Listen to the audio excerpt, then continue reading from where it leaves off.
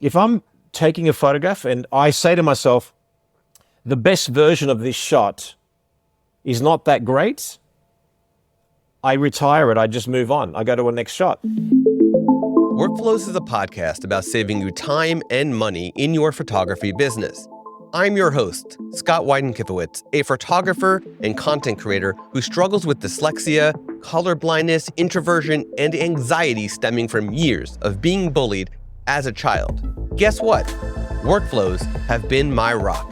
I have workflows for every aspect of my life. That's why I am so happy to bring you Workflows, a podcast presented by Imagen. As a company dedicated to saving you time and money in your photography business, it makes sense to enhance and expand the conversation to all things workflows.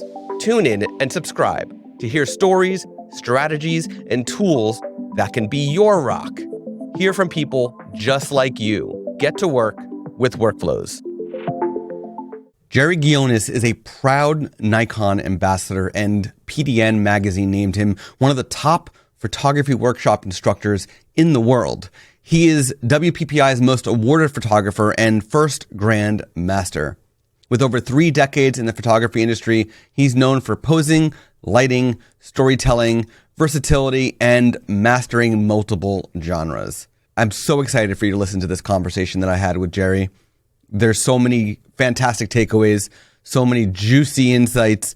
You're really going to get to know how Jerry works in his business and with his clients. So without further ado, here's my conversation with Jerry Ghionis. What's up, Jerry? How's it going? Good, man. Great to connect with you. Yeah. So I'm going to just get right in with a question. I never asked anybody this question before, but I feel like you're going to have the perfect answer to this question right out of the gate. All right, no pressure. No pressure. Can you share one story from a job that you've done in the past where you learned a very valuable lesson directly from whatever happened that impacted your photography or your photography business? Man, there's a long story, and it's pretty painful. Probably the worst thing that happened to me on a wedding, but I can probably tell you something that's probably a good lesson from a business perspective that I'd learned, which will directly impact probably our workflow conversation. So, I've run a very busy studio here in Melbourne, and, at our peak, we were doing 300 plus weddings a year, and I had 15 employees. And, the good thing is if I wanted to test something new into our workflow, whether it was a business idea, a different pricing change or whatever, I would simply just do it for a few weeks, and that would equate to dozens of clients. So I could really test my theory and hone my craft from that perspective, as in my business acumen and craft and everything.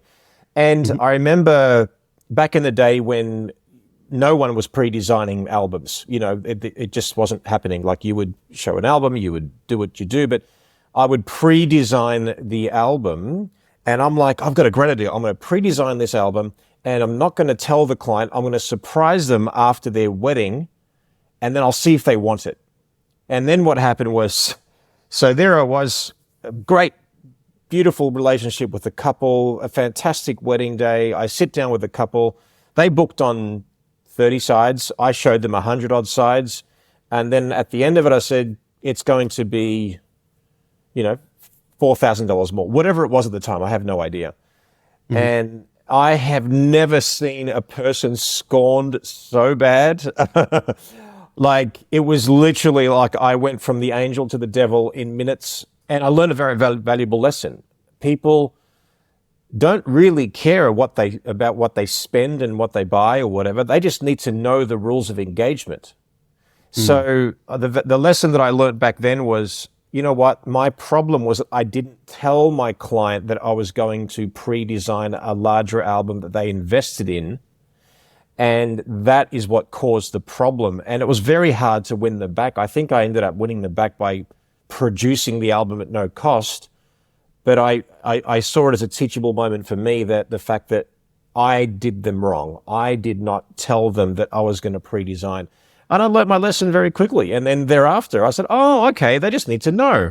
Maybe that's it. And then I conditioned my clients from the beginning before they book, when they book, after they book, on the wedding day, the communication afterwards, and then it was no problem at all. So it was very valuable for me, and I've been telling that story to my students, there's a lot juicier stories, but that's probably a more equatable business one that's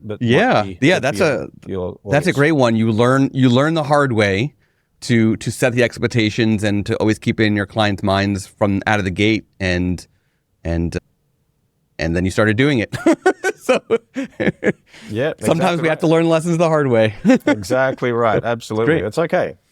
Yeah, it is. All right. Mm-hmm. So let's shift into, now that we just had a very difficult topic, let's shift into one that I also know that you're going to rock. This is the photographic process behind the camera. What is one thing that you do during the photographic process that has saved you time? As in when I'm photographing? Mm-hmm. Yep. Setting up your lights, setting up the set, posing your client, whatever it might be. Oh, look, there's lots of things. I think, well, let me give you a two-prong answer. One is basically that I have a mannequin. The problem is that I actually, when I moved studios recently, Sally, we call the mannequin, she lost an arm and a leg, literally. It got scratched up. So I had to get rid of her, unfortunately, and we didn't give her a proper burial. But anyway, once, if a client is getting hair and makeup done and I'm doing an intricate lighting situation, even something that I've done before, I put the mannequin in there, I get the lighting right and perfect, and then all of a sudden, within minutes of my client walking on set, we're photographing them. So that has saved me an incredible amount of time. And I'm going to give you an answer now that you probably don't expect. I save time by going slower. Interesting. My approach to photography and working with clients is that, and I've witnessed this for 23 years of teaching photographers. The biggest problem, apart from lack of confidence, lack of experience, lack of repetition and practice, all that kind of stuff, really is actually everyone believes they have to go quick, because in your mind, you think that your clients think that you're inexperienced if you go slow and methodical. And I just believe that people will mirror your energy. And so I walk on set, I build trust, I know who I'm speaking to. I've established that trust long before the shoot ever happened. And I take my time, and rather than, because if you've ever photographed a wedding or a portrait, traditionally, you will, me as a heterosexual man, I will usually fall in love with the bride or whoever's in front of me, right? Even a guy, metaphorically, I fall in love with the person that I'm photographing. And what you tend to do when that happens is you start taking 100 photographs of that person in that one scene. And how many photographs are you going to use in that album or in that piece of wall art? 3 or 4. How many do I take when I photograph someone? 3 or 4 or 5 of that particular scene. So for me, it's very important to encourage photographers to slow down to get to the destination quicker. Take less shots, craft them better. That energy will rub off, and people will actually be left with a beautiful, enduring memory of that shoot. And the more enduring the memory, the more valuable it is. The more valuable it is, and people are going to pay you more. Yeah. That's a very interesting approach of a way of thinking of, like, slowing down means that you're spending more time positioning, prompting, posing, whatever it might be for your subject, getting your lighting right, not spraying and praying. And in turn, you have less to cull through and less to edit in the post-production part of the process. Plus, you've built a very unique relationship with your client at that point by taking that time and really getting personal with it. That is well done. I mean, it's important too, because when you're photographing, I always say, look, don't think about what you're selling until you take the first photograph in a new scene. So right now, I'm next to a window. Let's say I'm a groom, I'm a guy, a portrait, a client. You photograph me. I'm looking off. Great. Now, what's going to go with it? Take that first photograph, then say what is going to go with that photograph. So I literally design the pages of an album as I shoot. If I've nailed that spread, it has to be consistent with mood, feeling, color palette, energy. Like, you're not going to put boudoir with family. You're not going to put a bride laughing with her soft and sensual with a veil over her face. You're not going to put tungsten lit shots with the sky. So my job is to take as many shots that can harmonize together. And once I've nailed that spread, if I do that in 2 or 3 shots, now how do I make it look different? What is one thing that I can change to make her look different? Or a portrait client. And I'm telling you that the world opens up. You sell more if you slow down, because you just get to the destination quicker. So those people who actually watch me in person, and online for that matter, but when they see me in person, it's like, I didn't realize how slow you are, but I'll nail it quicker. So even though people are out of the gate quicker than me, I normally nail the shot quicker. And also, I give myself permission that the shot is done. It's done. I never reach for perfection. I'm reaching for a perfect moment. I'm not after, in people's minds, oh, it's not good enough. Oh, I can't do it, whatever. I'm like, you know what? If I'm taking a photograph and I say to myself, the best version of this shot is not that great, I retire it. I just move on. I go to a next shot. If I say in my brain, the best version of this shot is a wow shot, and I'm going to fight to the death in half an hour to take it, I'll do it. Most of the time, though, it is a thoughtful approach. I've got an idea in my head, and I've always said that, creatives aren't short of ideas. The challenge is committing to one. And I just commit to an idea. I execute, and I'm done. I retire it. Good or bad or ugly. I retire the feeling, and I move on. So I shoot with the pain of a poet, so to speak, as John Bon Jovi said in one of his songs. But I also want to sell it. So, it doesn't make me less of an artist. It just makes me a thriving artist, At WPPI coming up, because this episode's airing on February 1st, WPPI is around the corner. Will you be on the Nikon stage? I'm sure I will. I always am. I always am. So I'm sure that will happen again. Yeah. So for those listening or watching, if you want to see Jerry in action and you're at WPPI, definitely try to catch him when he's at the big Nikon booth and watch him. Yeah. I've got a platform program as well, and obviously involved in other stuff. So I'm easy to find at WPPI. Yeah, definitely. So let's move on to the business side of things. You did talk a little bit about business in my first question to you, but let's shift to business. And what is one thing that you do for the business side of things that saves you time or money? This might seem like a really funny answer, but I know the business side very well. Administratively, my wife, Melissa, is just a beast at what she does. And she's given me more time to focus on things that only I can do. And so, in other words, delegate stuff that you just don't need to do. Like, figure out in your business the only things that you can do. And what is that? For me, I'm the driver of the business. I'm the entrepreneur. I'm the creator. Like I'm me being, behind the camera is the most valuable part of what we do. Therefore, I should be doing more of that. So delegating parts of the business that you don't like to do. And when I say don't like to do, we all start somewhere. Usually we do everything ourselves. But just work out, like if you procrastinate on something, it means you don't like it and you never will.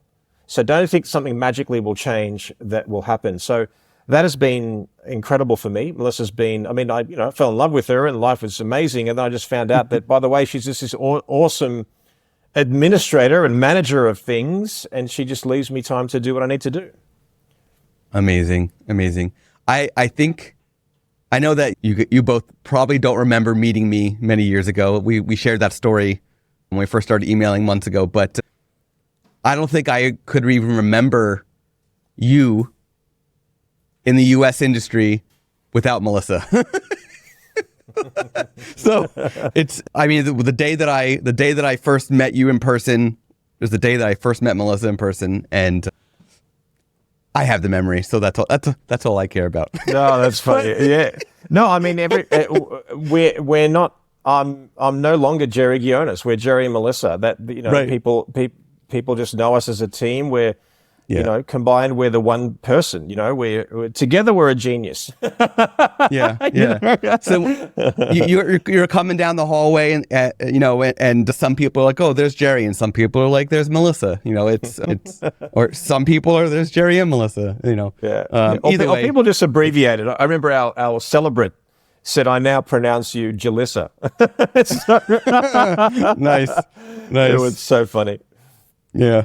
Oh man, I like the name, but then when the pandemic started, we had a shift we had to stay at home, or not stay at home. My now 5-year-old, at the time he was 2. We had like a in-home childcare, and we had a change in who was taking care of him at home, and her name was Jalissa.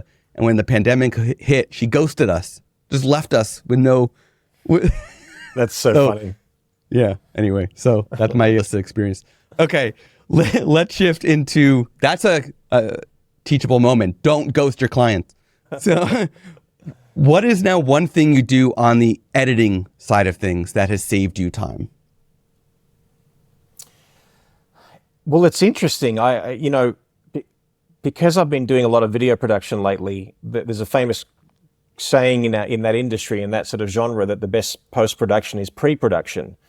And I guess I've already alluded to it, that there's nothing that I do in post-production that magically saves me time, short of me saying I do not do my own post-production editing. I just don't. That's fine. So for me, what saves me time? I just don't do it. Yeah. I pay for the luxury. So let me tackle that first. So people often will say to me, well, Jerry, you always encourage me to not do my own post-production, but I can't afford to pay myself, let alone somebody else. And I'm like, well, how many hours are you spending on post-production a week? And they say 30, 40, 50, 60 hours. I said, okay, let's say that cost you, $500 to do the post-production per week. And you can't afford to pay yourself. I said, well, imagine now you've got 40, 50, 60 hours free to go there and find the perfect client, create the perfect client, shoot an image, whether it's pet photography, boudoir, glamour portraits, whatever it is that you like to do, and then maximize that sale and then work on your business rather than in it. I mean, you can't deny that. It's a lot of power to that. And as a sidestep, to reiterate what I've already said, is what makes me save time in the post-production side of things is not overshooting. How many times do people photograph images that they know they're going to delete or never show the client? I'm telling you now, we are all terrible. We start shooting and digital has made us lazy. Like we're like, I'll delete this one, but I'll take it. I'll delete it. I'm not talking about taking 4 or 5 shots of a family where at least one of them hasn't blinked in one of those shots. I'm not talking about, if it was a wedding, for example, the bride coming up the aisle, or event-driven stuff which requires some moments where they require multiple shots in a row. Right. I'm talking about when you can control the environment. The best way of saving time is don't shoot things that you're not going to delete or you're not going to use. Otherwise it's a waste. No one's going to say you get a nice meal. You're not going to say, where's more of that meal? You're just going to really be satisfied with that meal. You can go to smorgasbord and get crappy food and it be cheap, but what are you looking for? What are your clients looking for? So set the standard and condition your clients that, of how you work and what to expect, and set expectations. When clients are unhappy, it's usually because their expectations aren't met. So set expectations that for 100% certainty, rain, hail, or shine, you can deliver, and then always find a way to actually over-deliver. And I'm not saying give the house away. I'm just saying thoughtful approach to your business and the experience that will actually help them really remember you. Well said. Out of curiosity, because you did just touch on this briefly for a split second, when's the last time you picked up a film camera and shot film? I'm curious. The last time I picked up film was on our wedding day. I used an old twin reflex camera. Nice. And I shot Melissa and I in a mirror of our apartment. Ooh. Actually, we're in Melbourne there, Docklands in Australia, and it's literally just across the river there. Basically, and that was it. And people use film now like it's like I'm a fine art film photographer, and I'm like, is Novak Djokovic a professional, aluminum tennis player or alloy. Like, I don't know, man. I just, and God love everyone who's shooting with film. It's totally fine. I'm like, why? Why would you spend that amount of money when clients may not know the difference? And I realize that people use it as a term of endearment. I get it. You play a record player and there's a romance behind it. I totally get that aspect, no problem. But if you're running a business and you can save yourself $1,000 a wedding and you're doing 30 weddings and there's 30 grand for the sake of, I mean, find another selling point, you know. I don't get it. I don't get it. I love the fact that I was brought up with film.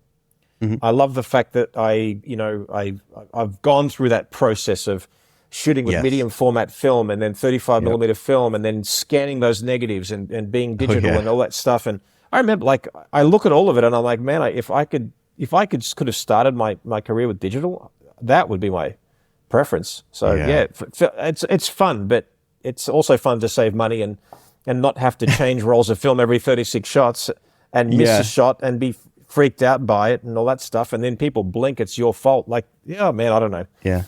It's really difficult. Yeah, I kind of feel the same way. Like, I wouldn't use it for clients. I have I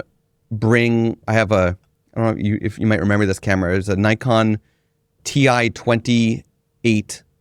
So it looked like the meter on top of, it's a little point and shoot. It did have some manual controls, but on top, it's right behind me. I could grab it, but on top there's like the meter on it looks like a clock. It's beautiful. It looks like a timepiece. There was two versions. There was a 28 and a 35. And I have the 28.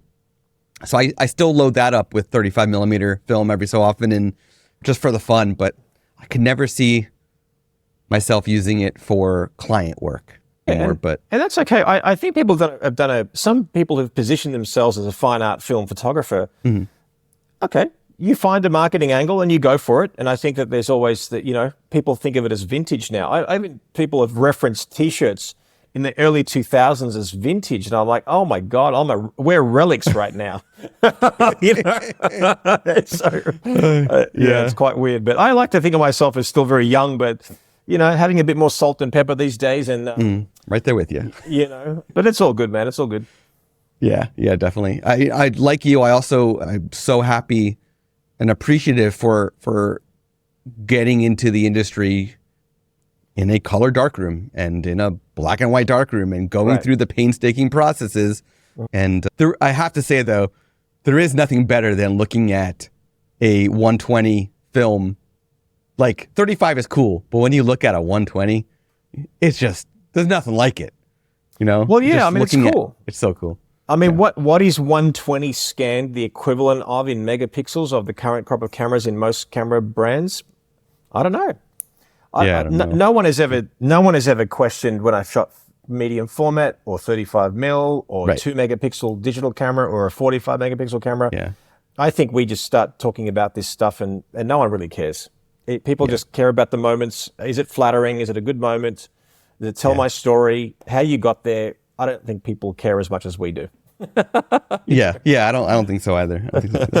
Okay, one more question till I go to another fun one. What is one thing you do after a session? So you just did the wedding, you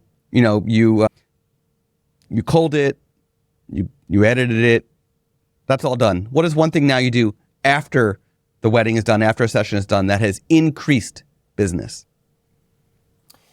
Okay, so let's go to wedding and portrait will be a little bit different. So you're saying, you're saying I've shot the wedding, I've culled it, it's on a gallery. Edited it. It's done.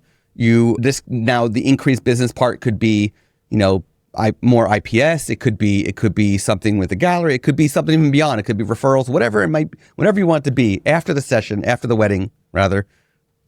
There's countless things. I mean, let me answer it in maybe a different way that you expected. Probably one of the best marketing ideas that I've ever done for a wedding specifically is a same-day slideshow at a wedding. Yes. So I would photograph the wedding, during the reception, pick my favorite photographs, and in between me photographing speeches and dances, whatever, I'm furiously picking my favorites, putting it to music, and then, 10:30 playing a slideshow of the wedding on the same night. Yeah. And I've probably got more quicker referrals from that idea than anything. I think one of my first ones was in 2000, 2001. I forget when it was. And it was incredible. And I remember even one day I got these from photo flash drives. I had these USB drives that I give to the parents and the couple on the same day, these beautiful jewelry boxes. And that's a gift that I give the families. I've only done it once, much to Melissa's horror. We got a few USB hubs, plugged them all in. And once I did the slideshow, I literally, copied 200 slideshows on USB drives. And as they were walking out, that was, I think that you guys call them in the US, a wedding favor. In Australia, we call it a bomboniere. Like it's basically it's a gift that you give that sits on the table. But that was their gift. So you can imagine, a 300 wedding, attended wedding probably represents maybe 150 families and couples. So 150 families and couples walked out with this. Now, the next time they shoot their portrait, and they need a portrait or a wedding, who they're going to think of. And on that drive was not only the slideshow, there was a gift voucher for a family portrait session. So we not only got weddings directly from that, and they pay for the slideshow, by the way. So they pay for the slideshow. It's the best form of marketing for us. And then all of a sudden it opens us up to this whole new world. So, I mean, that's sort of like, I know you asked me the question afterwards, but I thought I'd sort of relay back what I believe has been the best marketing for me for weddings, directly. Yeah. No, that's fantastic.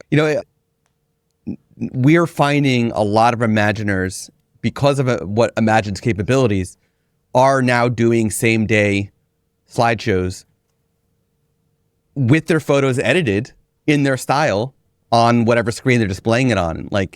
Doing it, hundreds of photos in no time, and being able to do it the way that they want to present it, and without like that extra hassle of okay, now I need to do a little bit of editing on these. I can't just show them as is. You could, but it'd be better if I do it, this way. So we're seeing, I think that's an area where it doesn't immediately come into people's minds when they think, how can Imagine help me? Well, there you go. Imagine can help you do same day slideshows. So it's fantastic. I think it's very clever. Yeah. I think that I'll do slideshows sometimes. Most of my slideshows that I've ever done, I don't even Lightroom them. They're straight from the camera. I don't adjust anything. They're there. It's 3-4 seconds per image, whatever it is, and it'll be done. But for someone who maybe lacks a little bit of confidence or experience and uses that as a bit of a crutch, fantastic. I think it's a perfect way to use your software. Absolutely. Awesome. Yeah. Okay, we're going to go to a fun one. I've been doing this to every guest since season 2. So, okay. Pick a color. All right. Orange. Nice. Okay. I'm going to make a stupid Las Vegas joke. So you're from Las Vegas. I am. I'm going to thumb through this deck. Okay. And you're going to tell me when to stop. Okay. Stop. All right. My next question to you is, you pick this, not me. What card is it? What is something you don't mind paying more money for? An experience. Can you give me an example? Give me an example of one that you might have splurged on that was well worth it, so much fun, whatever it might be. Most concert, obviously we're in the sort of concert capital of the world there in Las Vegas, and performances. Yeah. I love Lady Gaga and I love jazz, and she's doing her jazz and piano concerts stuff. So, when it came to buying tickets for that, my general rule, unless it's crazy expensive, like Adele expensive, my general rule is I want to see the human. I want to see the performer with my own 2 eyes. I don't want to have to look at a screen, because I might as well just watch it on YouTube. So, I went twice to Lady Gaga's jazz and piano concert, and we were in the first row and the second row respectively. And nice. Best money spent, because for me, it's, as you get older, as you may feel or not now, I turned 50 recently. So for me, I'm not having a midlife crisis. I have a renewed sense of joy because of my mortality. Does that make sense? Like, Yeah, I appreciate experiences a lot more than things. And I don't have a problem in spending money on experiences because I know that those memories and the stories that you tell about them is really what life's all about. We recently bought season tickets for the Vegas Golden Knights hockey, so for us, to see, it gives us a lot of joy, and I'll spend money on that, but yeah. I would never pay to see a Lady Gaga like normal pop concert, but I would 100% go see a jazz show with her because she is an amazing singer. She is incredible. I can't even tell you. She literally just glided out. She just respected the genre, her musicians, the crowds. There was just such a reverence for the art form, and she's really a musician's musician, and she can do it all. She can do it all, and like I said, for me, that fellow artists in different genres totally inspire me. Sports people, musicians. When I see commitment to one's craft, it really inspires me to keep on doing the same with my craft. Yes. Yeah, 100%. Totally agree. Side question. Yeah. Have you or do you plan on going to the Sphere? I haven't gone to the Sphere yet. I've been close to it, and because I've had friends come over and family come over, and we've gone very close. And it's fun when you're flying the plane and you can see it on the bottom and stuff. So I actually see it almost every day. It's really cool. I'm waiting for the right experience to go see it. There is a movie that plays that's nature and all that kind of stuff. U2, I've been to U2. They're awesome. I saw footage of the U2 concert, and being up in the bleachers and seeing, 4 old white guys and this monumental experience. I think I want to see something more pop. Like if I heard Beyonce might be performing there, I think that would be more of a thing that I'd like to see, a bit more bling, right. Like give me an experience that suits that space, in my brain. And with that being said, I could go in 3 weeks, but I feel like I want to reserve that first impression with a really cool experience. So something that has more impact to you than just going to it. Yeah. Give me a visual feast that suits the performance. Does that make sense? Like, not some arbitrary things that, I don't know. Like I said, in my mind, and even though people have gone to the U2 concert, said, "Oh, it's amazing, you got to go," and I'm like, well, I don't know. Like, I just feel like I want a Bruno Mars or someone. He'd be good. He'd be good. You know what I mean? Something that I think Beyonce would be killer in that venue because she's so creative. I think that would be a perfect space for her. She would come up with the best. Best ideas. Yeah. Just be careful of the seats. That apparently there's seats that are underneath, like a balcony row or whatever, and then you just have no view. All right. That's interesting. Yeah, I don't think like the Ticketmasters or whatever have like the seat view of it yet, so you can't like see what your view would look like from wherever. You have to guess. So yeah. Okay. Now my next question to you is a deep one. Looking at your wedding business, can you share from a 30,000 foot view down? Can you share an outline breakdown of your workflow from lead to delivery? Lead as in once I get an inquiry? Yes. Yep. Yeah, okay. Yeah, of course. So, we get an inquiry. These days, it's usually via email. The number one priority for that inquiry is to convert it into an in-person inquiry. Usually, now most of my clients are still interstate or overseas. I haven't really promoted myself locally in Las Vegas. I'm more known as probably a portrait fashion commercial photographer in Vegas. But from a wedding perspective, it's usually, via an email. And sometimes, obviously, the question that people always ask is always about price, how much for your wedding photography? And we would often sidestep that question with a congratulations on the announcement of your engagement. What a great time of year to get married. We are free for your wedding day. If I have any chance of not only meeting your expectations, let alone exceeding them, I'd love to meet with you and your fiancé in person, or at the very least over Zoom, and if not, even on a phone call. Is there a particular time of day and at a convenient phone number that I can call you on? Yada, yada, yada. Now, sometimes when we're crazy busy, Melissa will just send the price list and be done. Like knowing that it'll put off probably 9 out of 10 clients. And if they answer back, then they're serious. When we're not so crazy busy, then we'll try we'll go the approach of, trying to get them in person. And sometimes we may give them a ballpark figure. So it depends on the time of year and how busy we are as to how we answer that email question.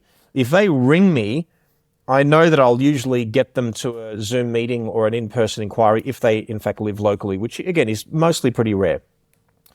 Once we do that, they basically, they book us. They'll pay 50% of the initial booking, like whatever that total is in their mind, the collection fee.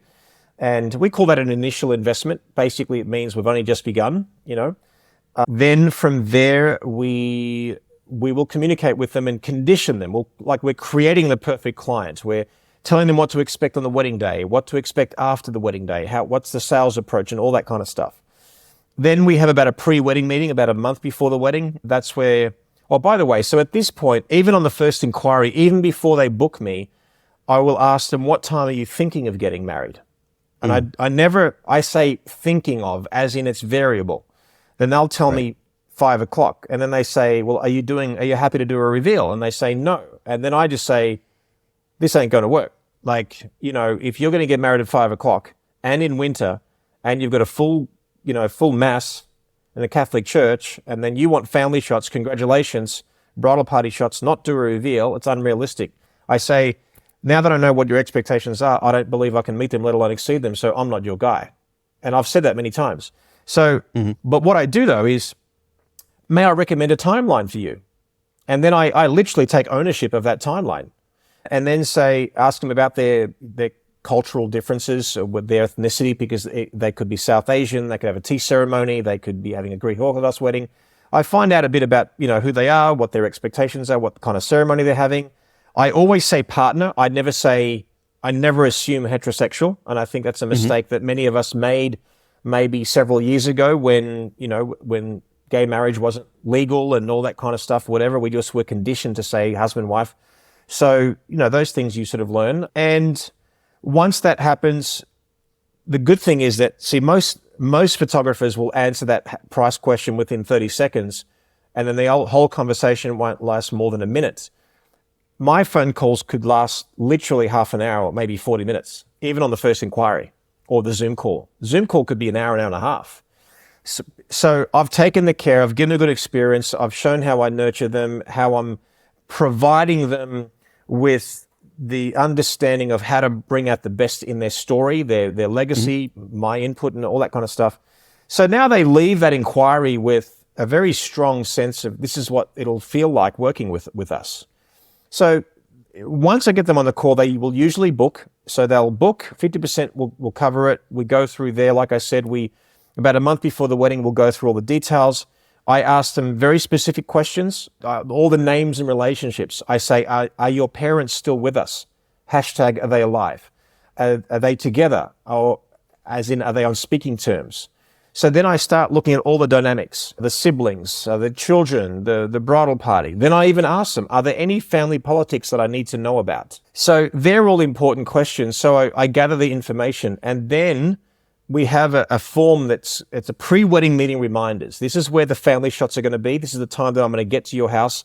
This is how you need to be dressed when I show up, and so on and so forth. So no one can say to me, well, I didn't know where the family photographs were going to be. I didn't know, I wasn't ready, or you didn't do enough photographs. I'm like, you acknowledged with a signature that you were going to be ready as a bride.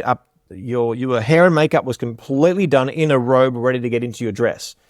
The groom, you said that we acknowledged that you were going to be in your shoes, pants, and shirt, ready to have your tie and vest and jacket put on, blah, blah, blah. Like they acknowledge with the signature everything that we have discussed. And then the wedding day happens, sometimes even the day before the wedding. I'll text them and say, can't wait to see how gorgeous you look tomorrow. I'll see you at this time in a robe, ready to get into your dress at this address. And then sometimes people say, oh my God, like I've changed the hotel. Luckily you texted me. I totally forgot the address is now here. So that covers your ass a little bit too. And it reminds them how important it is to get ready on time, to take advantage of the best story that I can tell. Once the wedding is done, within about 2 weeks, I personally will cull the wedding. I will upload it to a gallery, and they enjoy the gallery for 2-3 weeks or so. We make a time for the album plan, and that will usually be done during the day. That's really important. You will make better sales during the day. People are brighter, it's earlier, they're in a better disposition. Not many people are inspired after an 8-9 day, an hour of work in a cubicle and then an hour and a half in traffic to go to a photographer and spend $3,000-$4,000 more than they originally intended. That was a lesson that I learned very quickly. So make the time during the day. And even if it takes a month before the wedding and you say, hey, a month after your wedding, 2 months from now, let's make a time for the album plan. We don't do any album plans later than 1 o'clock. And then, so I pre-design the album with my favorites. They know this. And then I pre-design the album with more sides than they originally invested in. And they know this for 100% certainty, also referencing the conversation that we had a bit earlier about that. Then I sit with them. I show them the slideshow of the album. They've absorbed their photographs already at this point. And then I walk through every spread, selling it like it's gold. And then inevitably, I've got to tell them the price, because certainly people will buy more emotionally rather than logically. And then inevitably, they're going to want to cut some sides or consolidate. We do that. And then, and we end up selling a lot more than most. That's the quick synopsis. It's great. There's a lot of details in here, and I think that's a word that fits this entire conversation really well. From that right out of the gate, you take your time with every action that you take with your clients. From the point of the lead has come in, you take your time and you gather and share enough details to ensure that they're well educated, but you're also covering yourself and having areas to reference to reassure along the way. That's been a pretty common trend in this whole conversation, which is really interesting. And it helped me learn a lot about you as a photographer and a business owner in general. That's the pride that you take in your work, and it's so interesting. I appreciate that. It's funny because people think that if you're not a great photographer, as good as a person down the street, that you can't compete. First of all, you can compete with anyone in the world by simply being meaningful. You can be a crappy photographer and be meaningful and still sell a lot. You can be a crappy photographer and have great customer service, and people don't know the difference between $2 chuck or a $30 bottle of wine. So, and what I'm saying is that craft is important. I'm the first one to promote craft, let alone in-camera craft. I've been doing it for, like I said, 23 years teaching photographers. So I love that. But the easiest way that you can compete with anyone, apart from being meaningful, is customer service and a good client experience. It's not that difficult. Just thoughtful approaches to your process is, I'll give you an example, right? If someone was to come to do a portrait session with me, let's say you're a heterosexual couple. I'll reference one I did recently. They're in their 50s, right? Heterosexual couple, they've come to Vegas. I'll pick them up from their hotel. I don't even assume they've got a car. I say, may I pick you up from your hotel? They say, yes, absolutely. That'd be wonderful. Great. So we pick them up. Now before the portrait session, by the way, we've talked about, their styling or the clothes they're going to wear and what we're trying to achieve and all that kind of stuff. Often I'm texting like some inspiration ideas that they've given to me, and then the wife or the mother, she'll basically sometimes text me dresses and even the suits that he's going to wear, whatever. So we make it playful and fun. Then I pick them up. Then like the wife, the mother, she's getting her hair and makeup done. While she's doing that, we've got beautiful music playing. We've got like some beautiful cheese. We've got, champagne, mimosa, whatever they want. And I'll normally ask those questions in passing during the inquiry, like, hey, what's your favorite snack? And I'll say, what's my favorite? Like, hey, I'm hungry, I'm thirsty, I'm just about to get something. What do you like? I say it like that, where I'm disguising it. Then I write it down, and then I'm bringing that drink to them on that day. Oh my God, you remember? That's amazing. So they remember that more than even your great photography. And then now I'm photographing the guy in the studio, which is in eyesight of where the makeup's getting done. And what we've done in our studio, and for those who've been watching me online teaching for years and so on, last several years, we have what we call Jerry Vision. I basically have a monitor recorder that syncs wirelessly to my camera. So basically I'm recording what's in my EVF. So now as I'm photographing the guy, the girl is watching what's in my camera as she's getting her hair and makeup done. And then we've literally got oohs and ahs. Oh my God, honey, you look incredible. Now he's obviously a bit nervous and most guys are a bit awkward, whatever, but I'm like making him look like a badass right now. She's getting excited at the thought of getting involved in the shoot, but she's getting hair and makeup done. But I'm nailing these shots and practically got a whole album of him before she even steps in front of the camera. And no joke, this has happened 3 times. I remember a guy coming in with a corporate suit, like a very, just a corporate looking suit. I go, dude, like she's got this dress and we talked about this, but I haven't got anything else. I said, have you got a budget of a few $100? He goes, yes, we're going for a drive. I would literally drive to the Southern Outlets, which is about 10 minutes away from my studio. I'll go to this place where I know the suits are made well, but affordable. We'll pick a suit. I'll style them. They get the hem done while we have a drink for 20 minutes, come back, and then we come back and we're still in time to do shots of him before she gets her hair and makeup done. At this time, she's done. Lipstick, no. So we have lunch. I provide them lunch. So we either go somewhere or I bring lunch in. Then she puts lippy on. Then I photograph her on her own to give the guy a break. Then the couple. And then I might zigzag and I take my time. And then at the end of it, it's... So what I'm saying is that we've all had a great experience. And then often I will end up, like you're all dressed all nice. I said, guys, you have to go to this incredible restaurant. I said, we know restaurants that maybe tourists don't know. Can we book a restaurant for you? And this was probably pre-arranged before they even came to the shoot.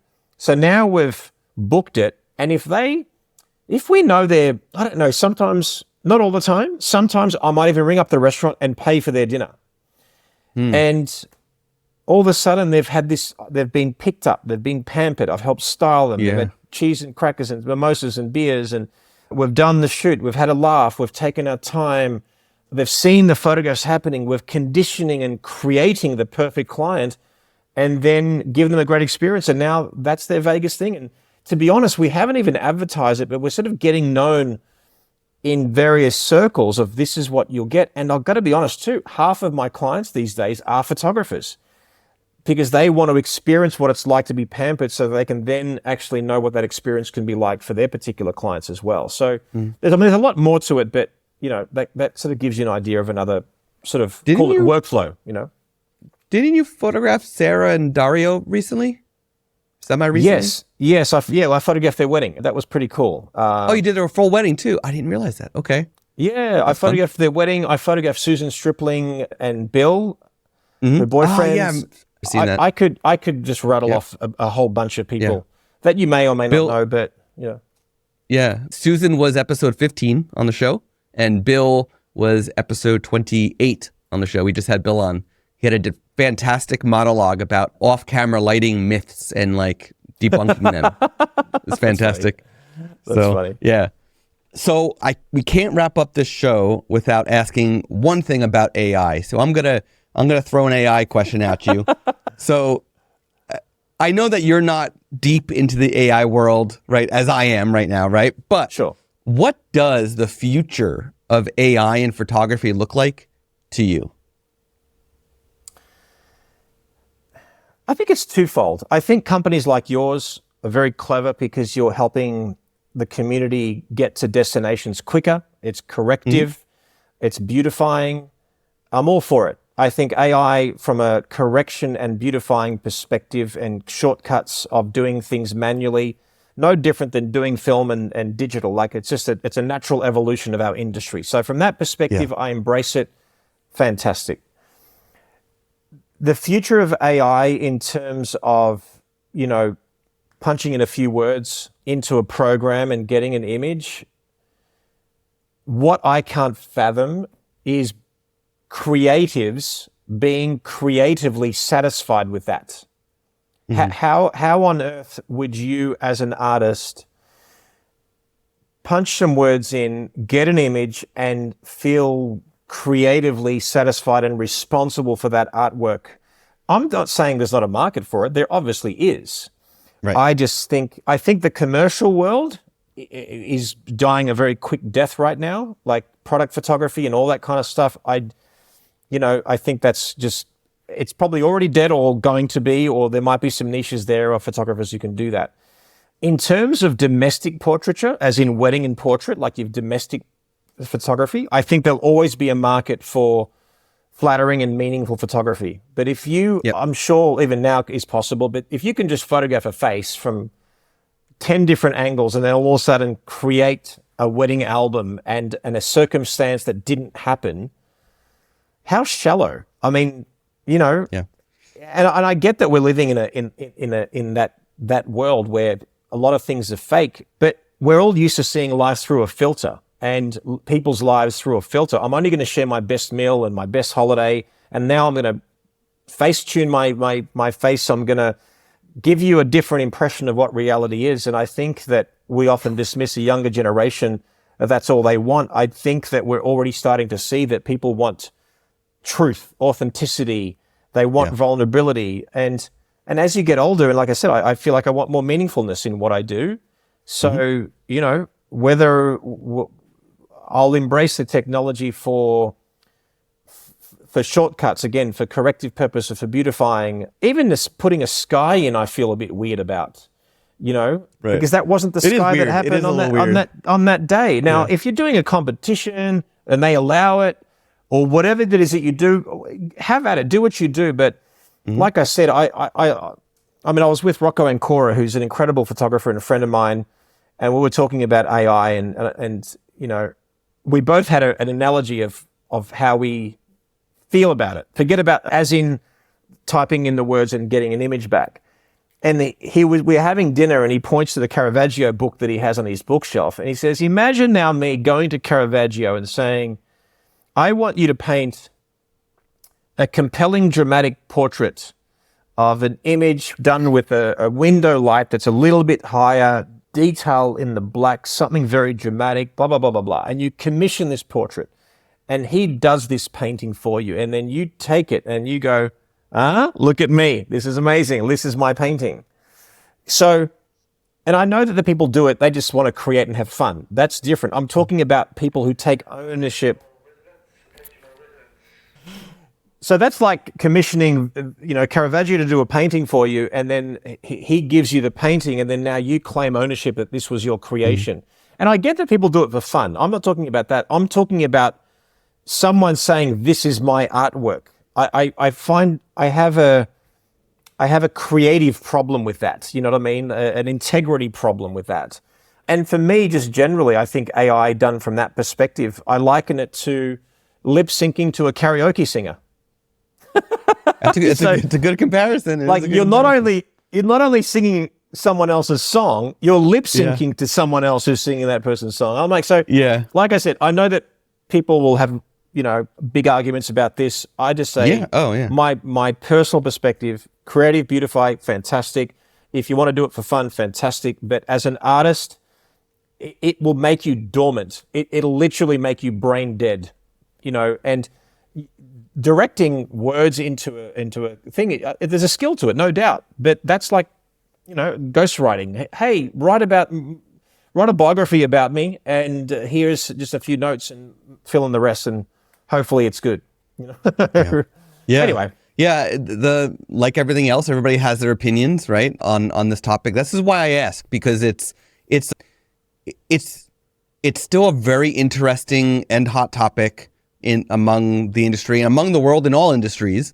And I love hearing from creatives their perspective on this, because in many ways, like, you're impacted by it, right? Even if it's not directly to you, you're still impacted because you're in the industry, right? So so we can all have our opinions, of course. We can all respect everybody's opinions. Yeah, of course. Totally cool. Okay. Now, as we wrap this up, I would love for you to share, for anybody who doesn't know what the Icon Awards are, what that's about, and then, of course, where all the listeners can learn more about you, find your education, see your awesome photography, and all that fun stuff. Oh, thank you. So, the Icon Awards is just continuing WPPI's, legacy and passing the torch to Melissa and I, in that in 2022, WPPI's 40-year tradition of competition had been laid to rest, so to speak, even though that Melissa and I ourselves had managed it, but certainly we weren't responsible financially for it. We've picked up where they left off. We've matched everyone's accreditation and designation, and we've now started the Icon International Photography Awards. That's iconawards.com, spelled correctly. And it starts up with a digital submission, which has already happened for this year. The top 10 finalists are invited to enter their physical print, and that the live judging is happening at WPPI in early March, which we're really excited about. So if you can't come in person, you'll be able to watch it online. And then if you want to follow us, just make sure you jump on Icon Awards and follow our newsletter there, or follow us on my Icon Awards and social media platforms, or the Icon International Photography Awards Facebook page. So it's fantastic. There's a great platform where we critique images, where we give you accreditation, people publish in a book, all that kind of stuff. As far as myself personally, I have a lot of educational offerings, or if people want to be photographed by me, the reason I just give them a simple domain, jerry.com, and with a J. People don't forget it very easily. And if you forget that, go to my bio link in my Instagram, and jerry.com, and all my upcoming workshops, seminars, digital offerings. If you want to be photographed by me, if you want to see weddings, portraits, fashion, is all there. So all good. Awesome. In preparation for the episode, I did pull up like your socials for like the podcast metadata stuff, and I saw like he owns jerry.com. So of course I go to it, see what it is. I'm like, does scott.com exist? If so, I'm buying it. It does not exist. Somebody has it. I was like, this is brilliant. Well, it's funny because I remember back in the days of Jerry Springer, when he was sort of popularized, right. when he was massive, right? This is no shit. In my seminars, I would be off stage around the corner, and then I'd recorded this Jerry chant, and then I'd walk in and give high fives to all the audience, and it was hysterical. It was just this fun, stupid, tongue-in-cheek thing, and then just people just start chanting my name for no reasons during shoots, during seminars, or if I'd take a good photograph or whatever, and it's just stuck. And so I don't know how many years ago it was. I think 15 odd years ago. It could have been more. I said, I wonder if Jerry, as in Marsha, a la Brady Bunch, is available. I'm like, oh, that's good. And then I went, jerry.com. That's available. So you got that one too? Yeah, I haven't used it for anything yet, but I'm like, I don't know, maybe I might need that for something else. But it's fantastic because I can just, in conversation, if someone is in passing or whatever, you're a photographer, oh, how do I find you? Jerry.com. Remember, Jerry spelled with a J, like Jerry Seinfeld. And, and they get it. So it's actually quite fun. So my encouragement to you is, if you can own your name thrice. 3 times or twice. Yeah. Yeah, it actually has worked really well for business. So it's great. That is awesome. That is awesome. Well, thank you so much for taking time to chat with me today. There was, like I said a little while ago, I learned so much about you that I didn't know originally. I'm sure there's everybody else listening also learned a lot. So many takeaways. So I really, really appreciate the time and all the great details you shared. Thank you, Matt. I appreciate it too. And also thank you again too for supporting the Icon Awards, because I know you're a category sponsor. So we really appreciate that. And it's a cliche, but I'm telling you now for a fact that these awards couldn't happen the way they happen without companies and supporters like yours. So we appreciate your support from that perspective as well. So thank you for the time, and thank you for allowing me to share some inspiration today. It'd be great.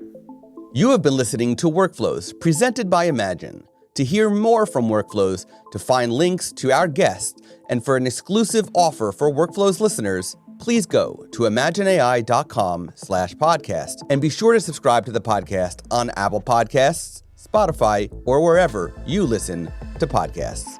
Thank you for tuning in. Until next time.